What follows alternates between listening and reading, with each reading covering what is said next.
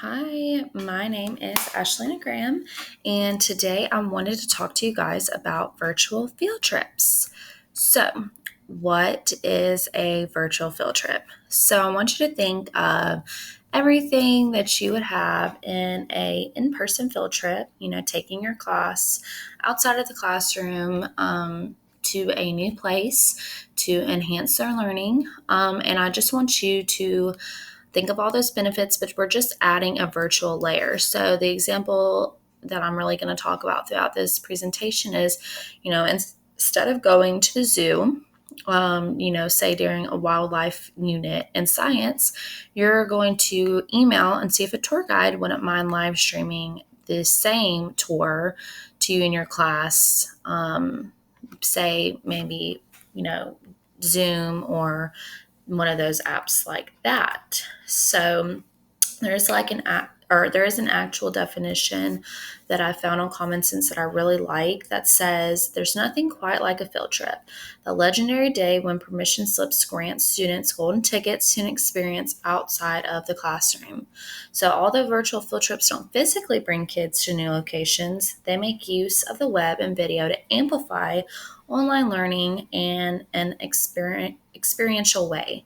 And at their best, field trips can be transporting, informative, and inspiring, which I think hits the nail on the head. So, these are just some general steps that you could follow to bring a virtual field trip to your class. You can start off with conducting the research. Is this even a possibility for you in your classroom based on where you might want to go?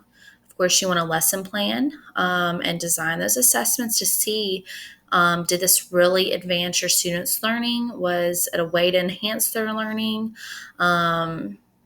Because technology sometimes, if we're not integrating it properly, it kind of isn't as much as a benefit as it could possibly be. So you want to design those assessments to, monitor students' learning, secure that permission from the site and also possibly from parents. And of course, you want to have the fun. You want to make it an adventure, dress up, plan for that interactivity, include the music.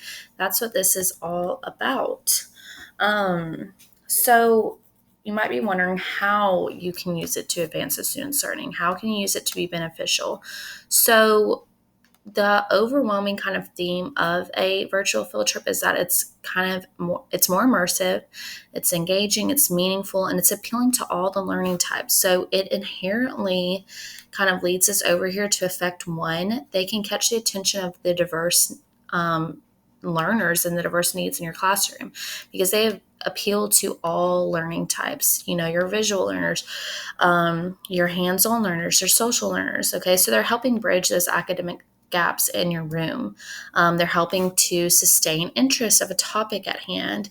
I notice a lot of times towards the end of units, I kind of struggle with sustaining their interest. So I think a virtual field trip is a great way to do that.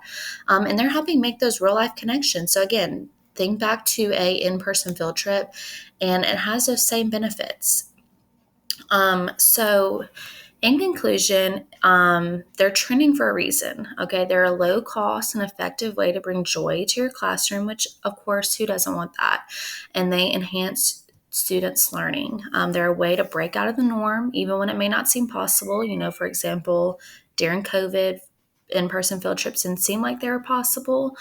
So virtual field trips made them possible. There's more than one way to do it, and it's highly beneficial for students.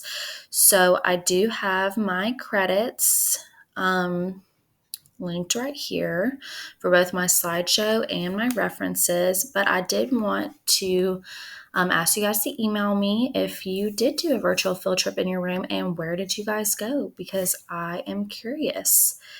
Thank you.